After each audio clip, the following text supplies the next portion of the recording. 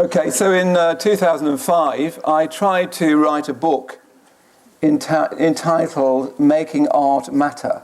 I tried to write this book entitled Making Art Matter. Whilst I was reading the book, I was reading a book by John Carey, the critic John Carey, called What Good Are the Arts?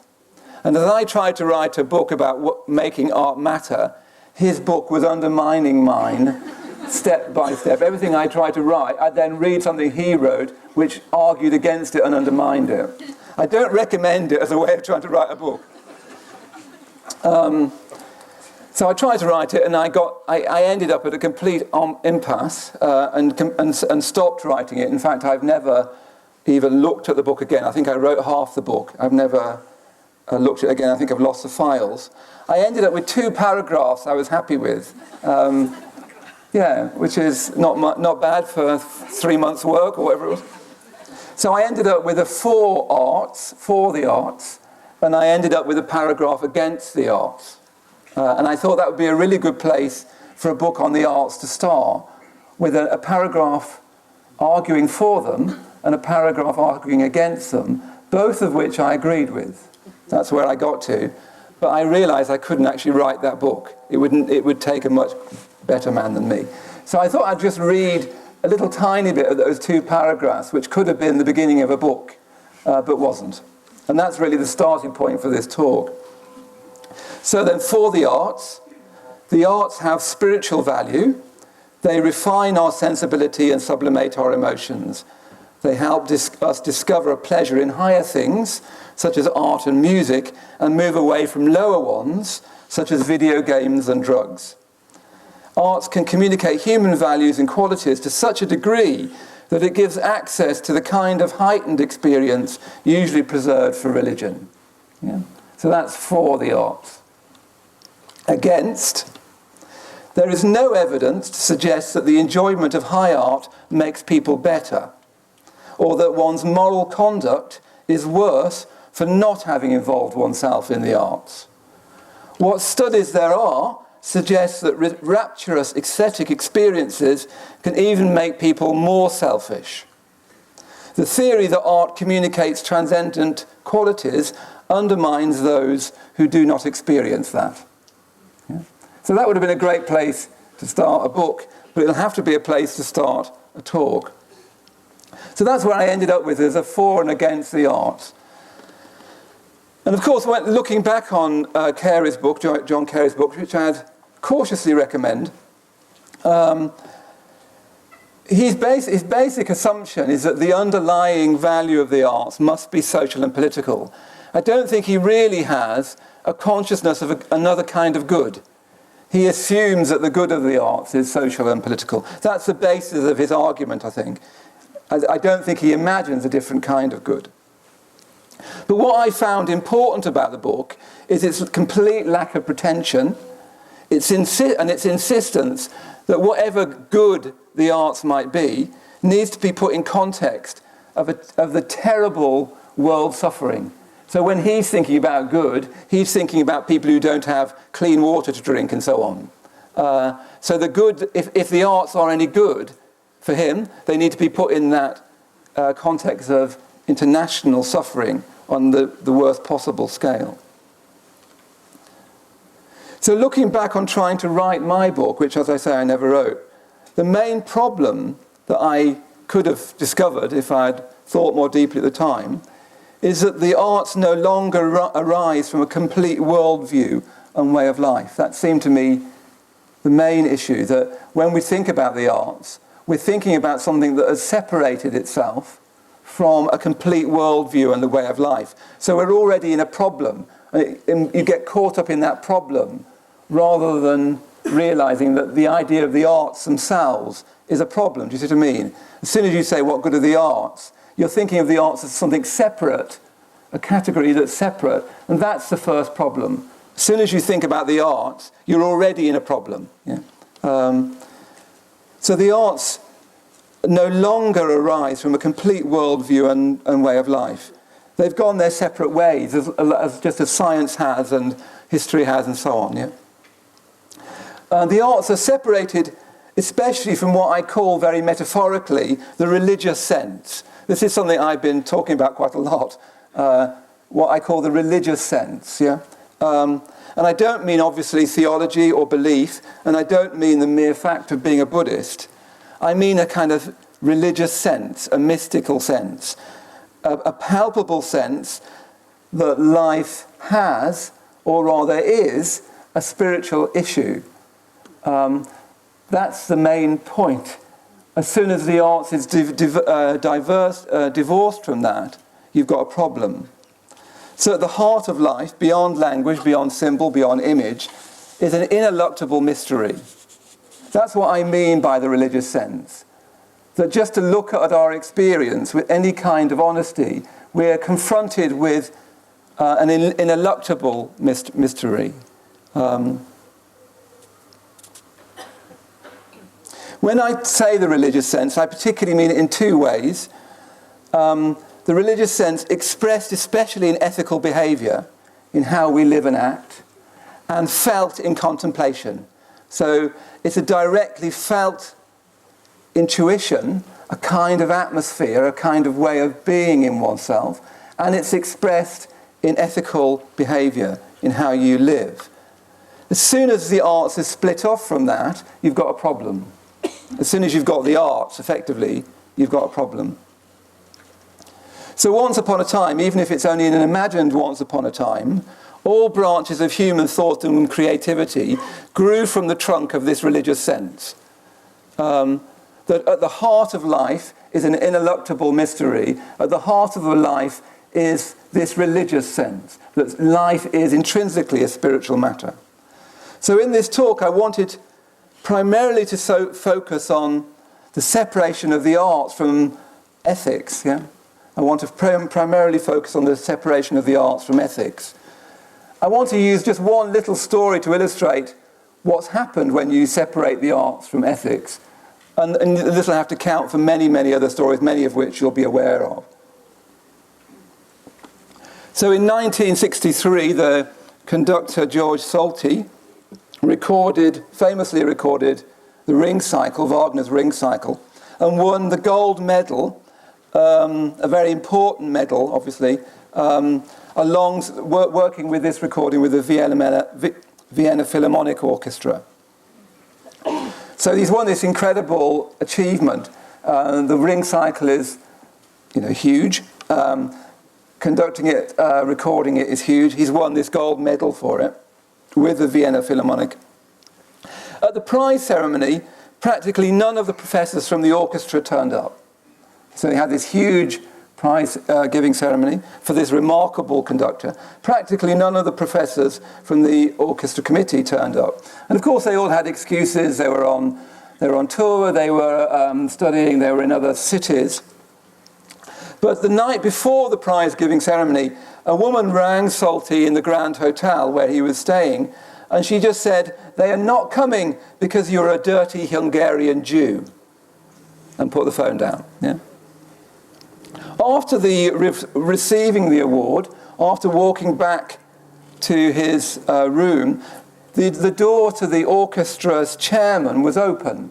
So that's where all the committee of the orchestra would have been. That door was open. And as Solti walked past the door, the missing committee members were all in there, having a cup of tea. So they'd basically boycotted the ceremony. They'd all been there, all the excuses were on, they were all downstairs having a cup of tea. So that's what happens if you divorce the arts from ethics. That's the sort of thing that happens. I've been a bit involved in the poetry world, and there's much less of that in the poetry world. There's quite a lot of nastiness in the poetry world, I'm sorry to say. I was very disappointed to discover, just as there can be quite a lot of nastiness in our world, and we're all disappointed to discover that in ourselves and each other. So when you think of that with the Vienna Phil, these are gifted musicians at the very top of their game. It's one of the great orchestras, probably the great orchestra. So they're gifted musicians at the very top of their game, devoted to daily perfection. And here they are, somebody's phoning up saying they're not coming because you're a dirty Hungarian Jew. And this is the very country where the Holocaust was engendered, only a generation in. Yeah? So that has to stand as a kind of parable for what happens when you think of the arts as a separate thing to this religious sense, especially separate to the ethical sense.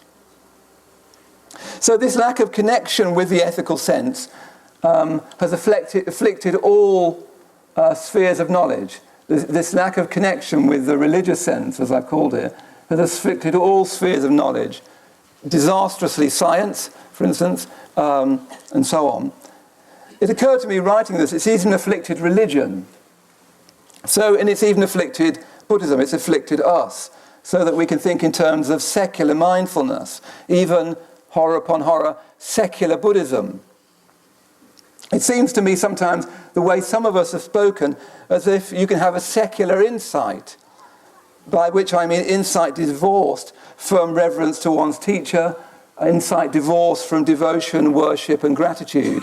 So that starts to suggest that even insight, even Buddhism, starts to separate from the trunk of this religious sense, from this intuition, this hunch that life has within it an ineluctable mystery that's expressed in ethical behavior and felt in contemplation.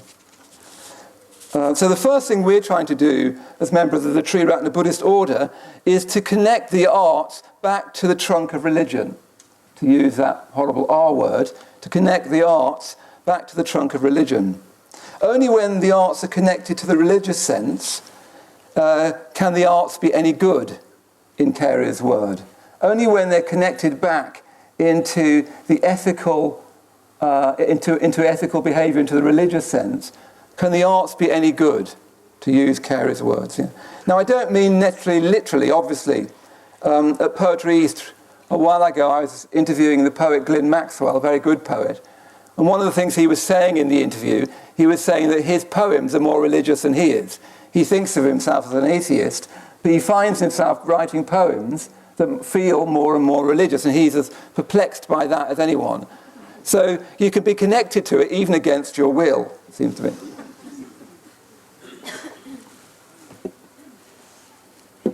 So in our context, that means connecting the arts, placing the arts within the 5 stages, aspects of the spiritual life that we are training in. I've recently come back from co-leading the course at Gukiloka, the ordination course of 4 months. And what struck me there with a renewed force is just how demanding Bante's system of practice is, which is really the Buddha's system of practice retranslated. It's incredibly demanding. And I think it's very easy for us not to notice how demanding it is, how much Bante expects of us. Could be a whole talk in itself, but I better be careful. But it really struck me that we were practicing the whole system of meditation every day, but we were also committing ourselves to friendship every day. I was meeting up with people, trying to be a friend. Particularly, I wanted to mention my friendship with Satyaraja. We met every morning for half an hour, talking about the retreat, talking about our meditations, talking about the Dharma life. And my friendship with him deepened so much just by the privilege of living and working with him. And living and working with Satyaraja in that way is part of Bante's system, that we live and work together, that we practice together. Friendship, ritual, even being in the countryside, even the idea of a retreat is all part of Bante's system. It's very, very demanding. In the morning I was reading Milton, I was reading Paradise Lost. Johnson said, "No one ever wished it was longer."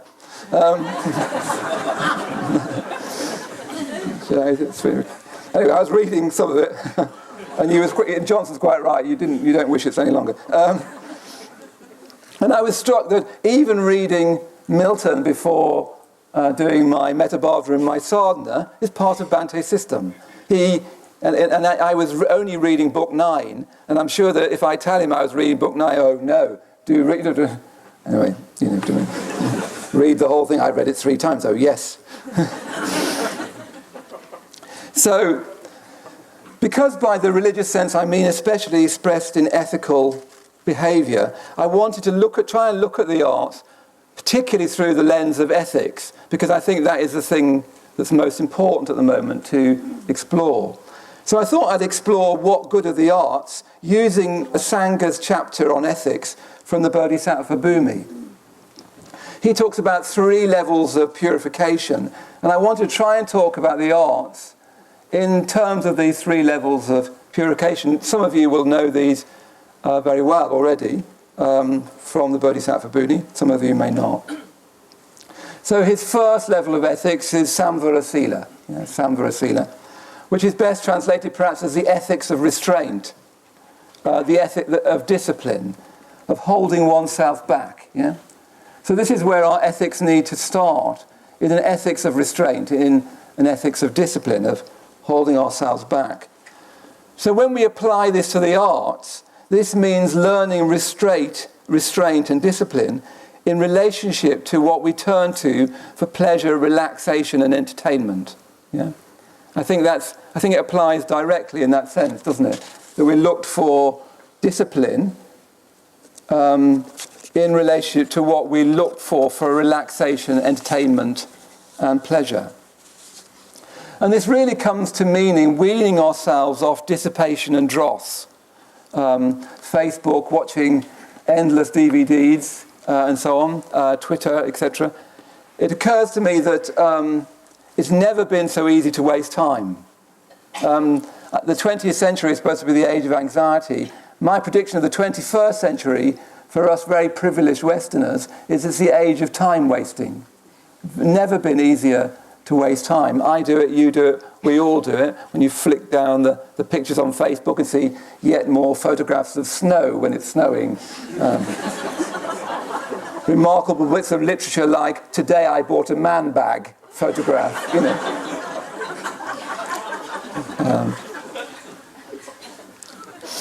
So this first level of ethics is weaning ourselves off that sort of thing. So actually, even that is not easy to do. Even that's not easy to do. Actually, it's difficult even to get the tenor of this right, because sometimes a superhero's movie is exactly what you need. It can't always be Tarkovsky. Good heavens, not. It can't always be Tarkovsky, it can't always be Bach. Sometimes what you need is X-Men, or I recently went to see Mission Impossible. Mission Impossible. It was very good, but not intellectually top-heavy.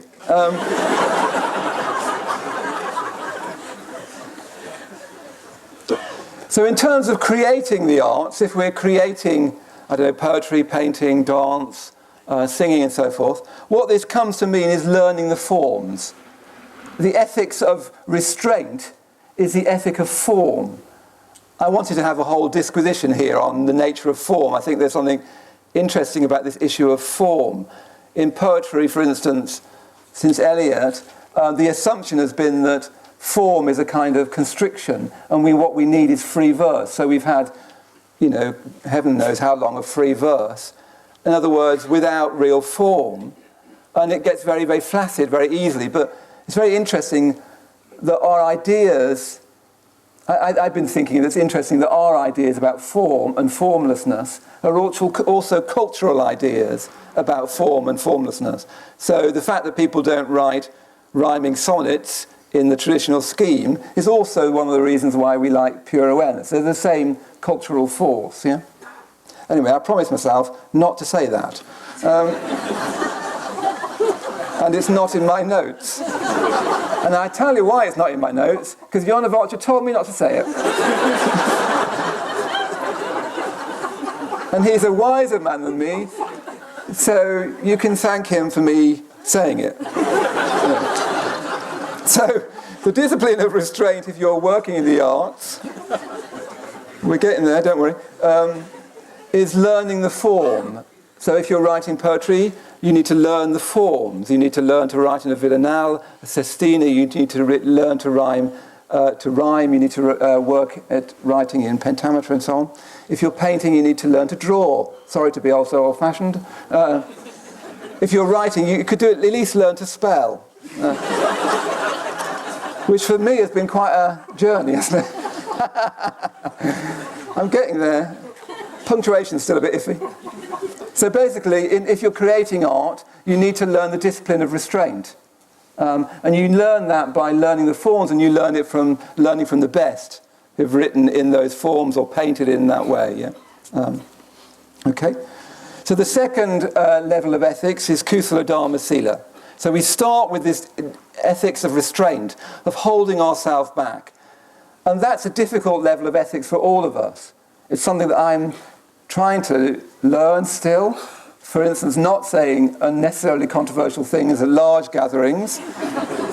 Not just because if I get a thought in my mind, I think, well, I'll say that. And then I get terribly upset if people don't like it. So I'm trying to learn the ethics of restraint, but I've still got a way to go. And as the talk goes on, if I get heated up, you'll find just how far I have to go. So we all need to learn the ethics of restraint. But most of us, when it comes to the arts, it means really laying off that really quite puerile level of entertainment and relaxation. But then we need to move up to kusala dharma sila, the second of Asanga's hierarchy of ethics. And this is basically a practice of the 10 precepts. So I thought that how the 10 precepts relates to the arts basically boils down to trying to ascend to new levels of beauty and goodness. Yeah? So what practicing the 10 positive precepts means for our ethical behaviour, for our aesthetic life, means ascending to new levels of beauty and truth and goodness. Yeah? In that aesthetic realm.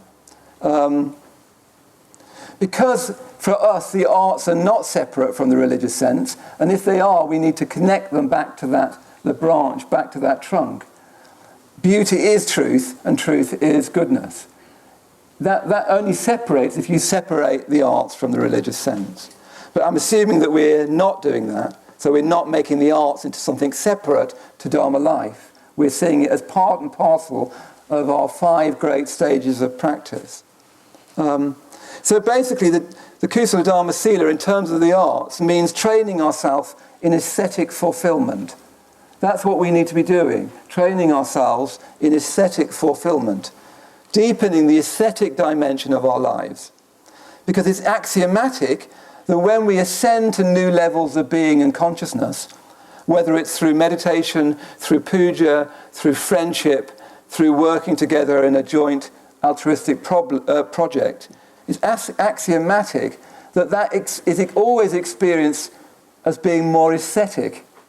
Even when a working team is working really well, I don't know, setting up this shrine room, if it's working really well, there's an aesthetic sense to it, a real pleasure at working well together. It feels aesthetic. Any heightened, or if you prefer it, deepened experience, you know it's heightened or deepened because it feels more aesthetic. You experience a kind of heightened atmosphere, or if you prefer the other metaphor, a deepened atmosphere. That's when you know that a talk is any good. It's not because of the words this person is speaking. You won't be able to remember many of these words, but whether you experienced a deepened or heightened atmosphere, and that's to do with your aesthetic sense. What's interesting is that atmosphere, which is to do with your aesthetic sense, is not picked up when you watch the video. If you've ever been listening to one of Subhuti's talks or Jan of Archer's talks or many, many wonderful talks we have, you then go back to watch the video and some special element is not there. The atmosphere, the aesthetic atmosphere is not there. Yeah? So in terms of the second level of ethics, kusala dharma sila, it means ascending to this heightened atmosphere, which is aesthetic, looking for a deeper aesthetic fulfillment. As far as the arts goes, this means consciously cultivating higher pleasures, or, as I say, if you prefer it, deeper pleasures. It's really a matter of improving your mental and emotional diet, just as becoming a vegetarian is improving our diet, or becoming a vegan is improving our diet. It's exactly the same thing with what you put into your mind and heart. Yeah? Very sort of straightforward. But it's actually a difficult point to make now, because it easily sounds so sanctimonious, so questionably high-minded. You see what I mean? Very, very difficult to argue this now. Culture has changed to such a degree that even people who are very, very cultured in the very best sense, feel almost apologetic about it. I once ruined a conversation at our mealtime for having the temerity to mention that I rather liked Mozart. You know, the table went quiet. We went back to, I don't know. I can't remember. Anyway. But you see, it sounds questionably high-minded and it easily sounds sanctimonious. And I think in the past we've tried to teach this rather clumsily. We've probably tried to teach a lot of things rather clumsily, and I've been part of teaching them rather clumsily. And it's easy, if you teach it clumsily, to end up pretending to enjoy things you think you ought to, and you end up easily feeling inadequate because you don't really. So you have this horrible double whammy where you pretend to enjoy it to your friends. You can say Mozart like that with a slight lilt. You can talk about Titian's late style. Or if you're clever, you can talk about Titian's very late style. Do you get me? He was very old. So you can talk about Titian's very late style, whilst at the same time feeling inadequate because your conscience knows that you're not really enjoying it. So you have this double negative. And that's not surprising. That rather puts you off listening to Mozart or looking at late Titian. So I think mostly people need just more help with this. And gosh, look how the time's moving. Anyway, most people need more help with this. So one of the many things I was struck by on the course just now is, possibly because I was suggesting it to Satyaraja, we did one or two poetry evenings where I read poems. Not my poems. Actually, somebody asked me to read some of mine, so I reluctantly agreed. That was quite a late night. But they were marvellous. I mean, they were really good. Never ask somebody who writes poems if they'd like to read one, because just decide not to, just kind of skirt around that. Anyway, I just decided mainly to focus on this one poem by Elizabeth Bishop, the American or Canadian poet. It's called The Moose. Very, very simple poem. It's quite a long poem, wonderful poem, a great modern poem, I think. And what I did, basically, is I read it, and then I said, you see what she's doing. There's not a full stop.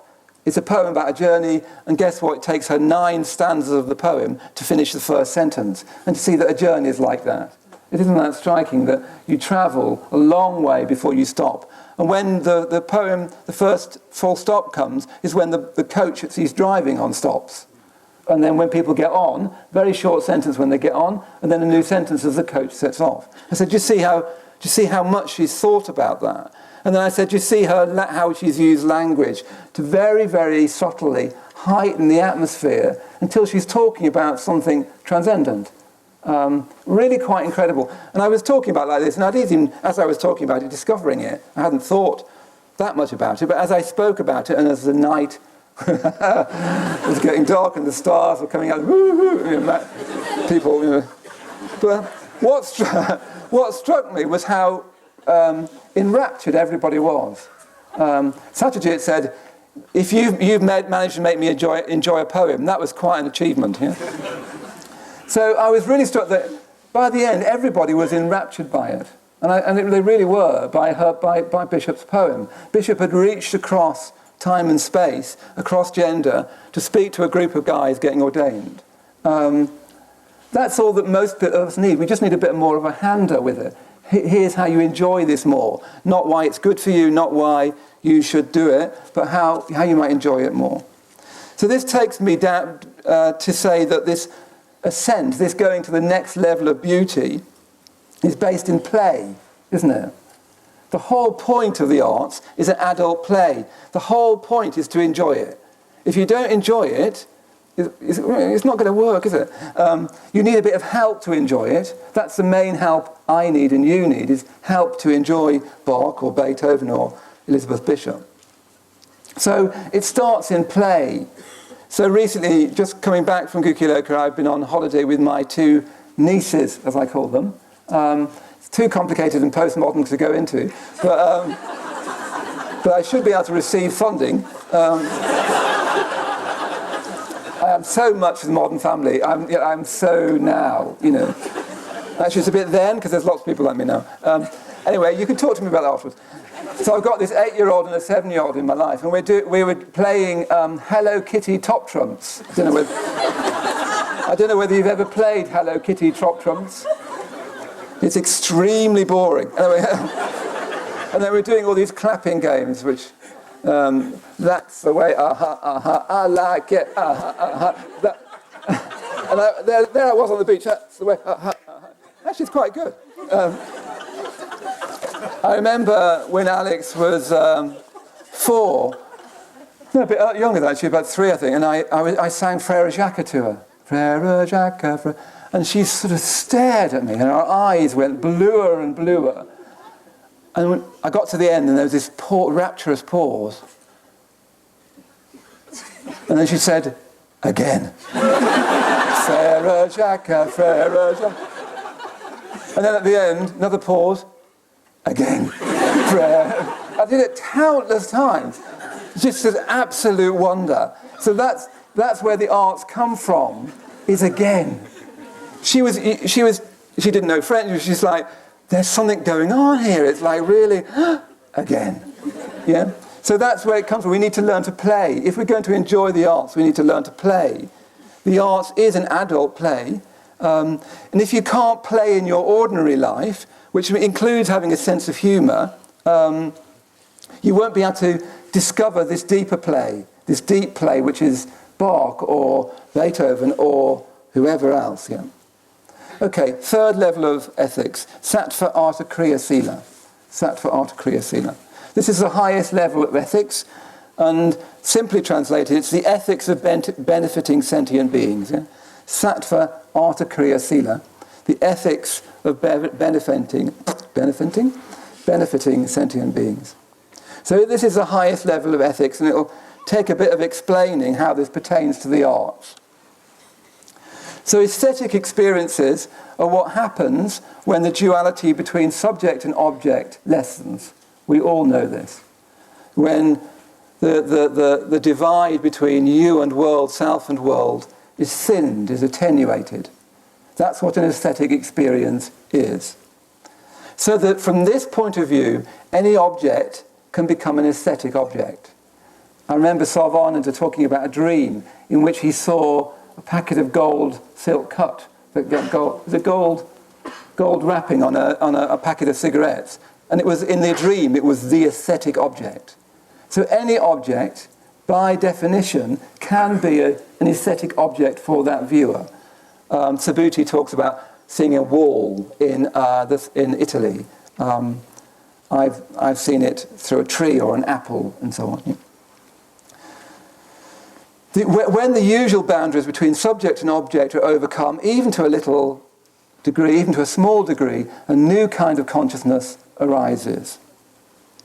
So in principle, everything can do this. Everything can do this.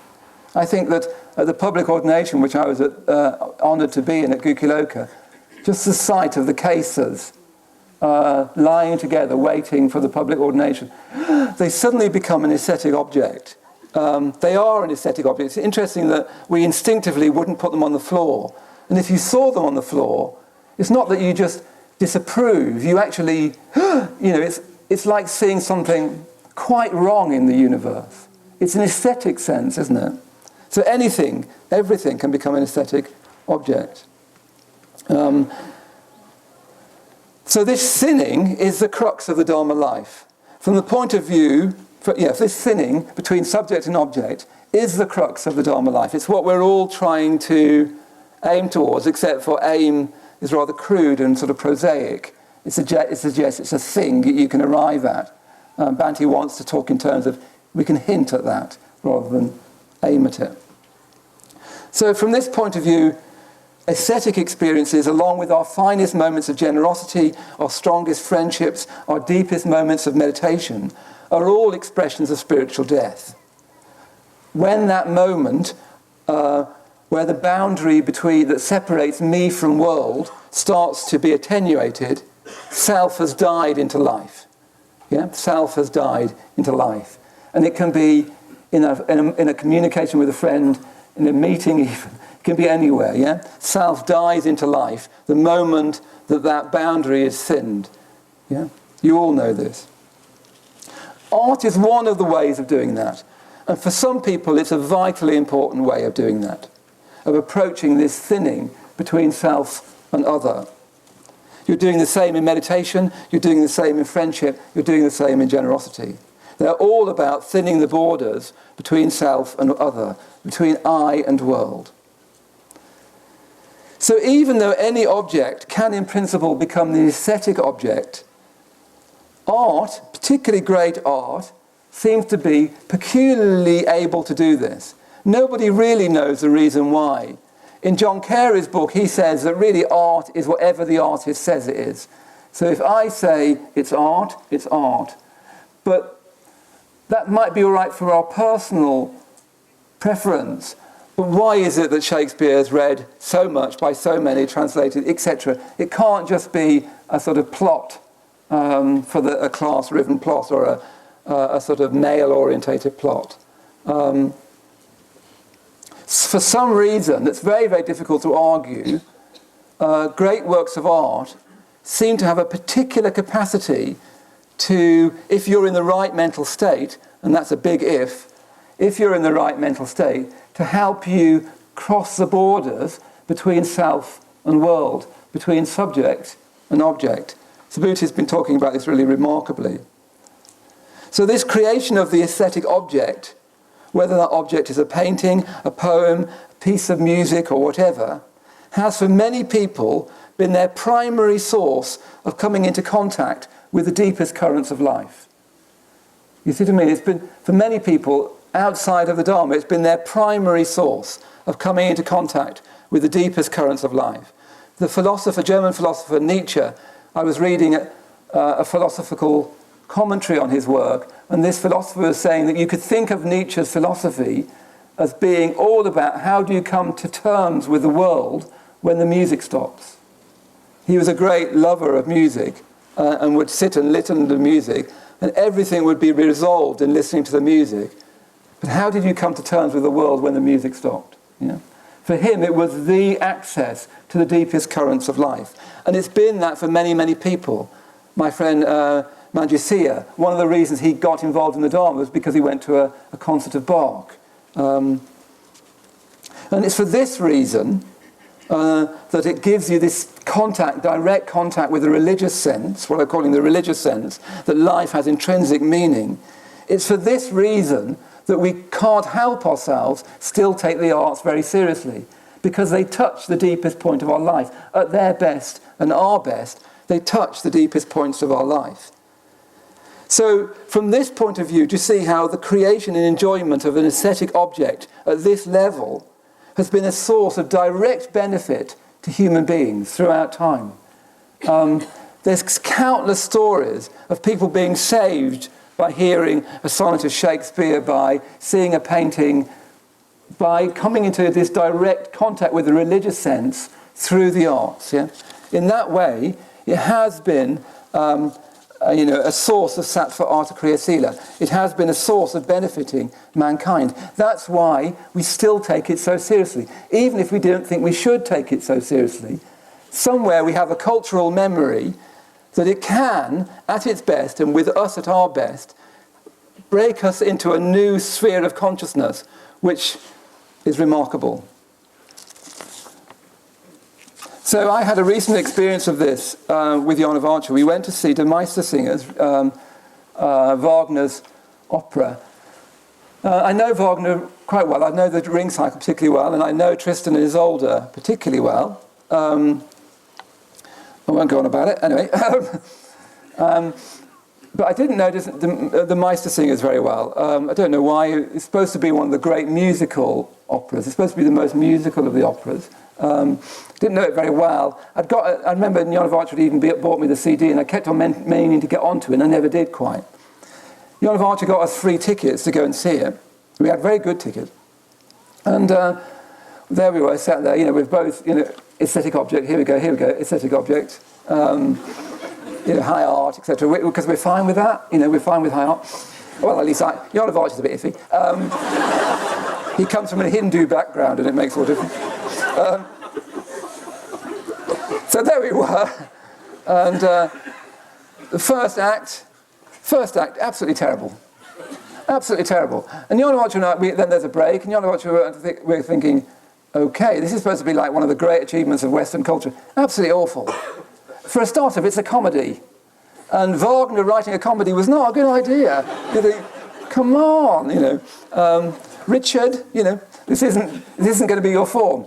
So by golly, was it not funny? Not only was it not funny, I didn't just like it on any level, but it was really perplexing.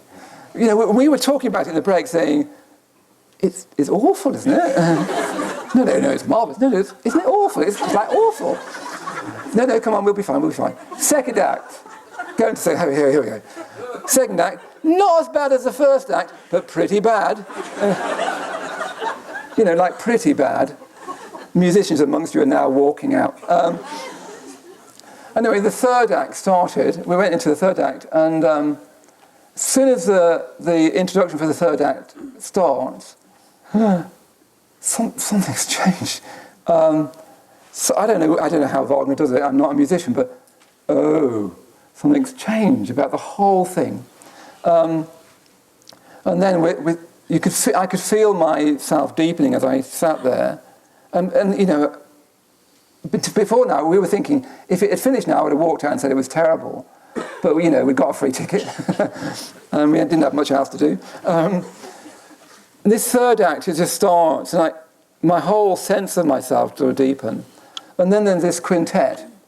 So it's about, I won't tell you the story because I'm already over time, but it's about somebody writing a song, the Master Song. And he writes a verse of it, and in the third act he sings this verse. It's fantastic. It's like spring suddenly arises in the opera. Sings this beautiful tenor aria, just one verse. But then, and he writes it down on this piece of paper, and he pins a piece of paper to what's effectively a clothesline across the stage. And by now, all these comic characters who you've been thinking, they're just mad, these people. They reminded me of us. It's like this village world in Germany, and they're all frankly, a bit loopy. And I thought, who do they remind you of? They get into arguments about nothing. They fall out with each other.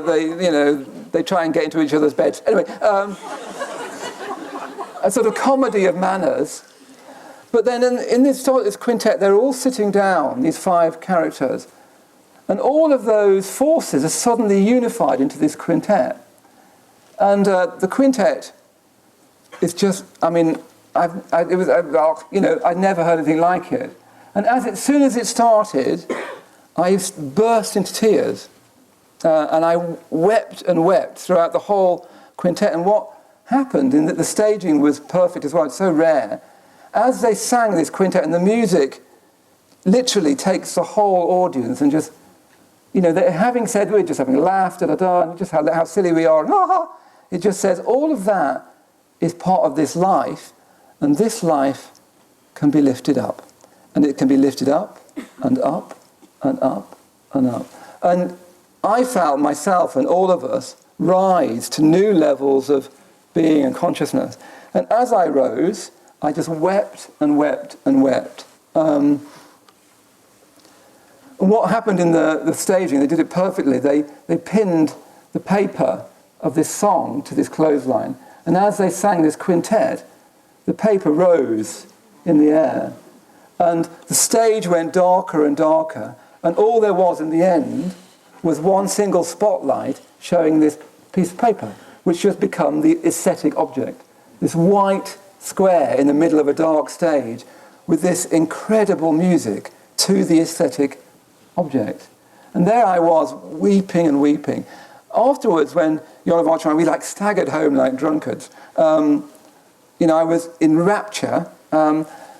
Afterwards, I was thinking, why do I weep so much? I remember I went to see King Lear once, a Japanese production of King Lear, and I actually wept from the first line all the way to the end. I went with Maitreyabandhu, and he kept sort of... you're becoming an embarrassment. And I was thinking, had I not been so immersed in the music, I would have actually wept out loud. And my weeping, which is the deepest weeping I ever touch, is a weeping of being separate from that world. It was a weeping that as soon as I was being taken up out of this awful sort of polarization of life and world, me and object, as soon as I was taken out of that, all I felt was this unbearable grief of being separated from it. Being in it, I could feel my separation from it, and I wept at that separation, at being isolated in time and space, at being a mere me bobbing around in my egotism, when there was this music that wanted to take me quite out of the world, quite out of myself, out of time and space and causality. I wept like I've never wept before. And this is what the good of the arts really is. Though this experience is beyond good as we usually imagine it. So once we transcend, even to a tiny degree, that separates us from the world, the imagined self from the imagined world, we're spiritually reborn. That was an experience for me of spiritual rebirth. I entered for a while a transcendental realm beyond space, time and causality, and all I could do was weep at the fact that I'd been so locked within it, so silly, so foolish. So I wanted to end by, because as I was writing this talk, oh dear, I haven't got it. I wrote a book on mindfulness. Anyway, I want to end by thanking Bhante for it, because it's Bhante that we have to thank for our understanding that the arts are part of spiritual life, that the arts are spiritual life, that spiritual life and the arts are one trunk. It's Bhante that we have to thank. And one of the things that struck me when I was at Gukuloka, we were reading sections from his memoirs. In this case, we were reading sections from the Rainbow Road. And we all know the transcendent experience he had on Amen Corner. But we don't remember often that section that we sometimes read out, don't we? We don't remember that it starts with his experience of listening to Beethoven. Actually, if you look back at it, he starts by saying, as a teenager, I listened to Beethoven. It took me into such a realm that I lost all sense of my body. And what struck me rereading that, he said it is of the same order of these experiences that I vaguely want to call, appropriating in a suitably vague term, mystical. So that experience on Amen Corner, where he moves, you know that experience so well, he's actually saying it's of the same order of him listening to Beethoven, where he hears it afterwards. He says, for days and days, so loudly, so beautifully in his mind, that he loses all consciousness of the body. And that's the good of the arts. Thank you very much.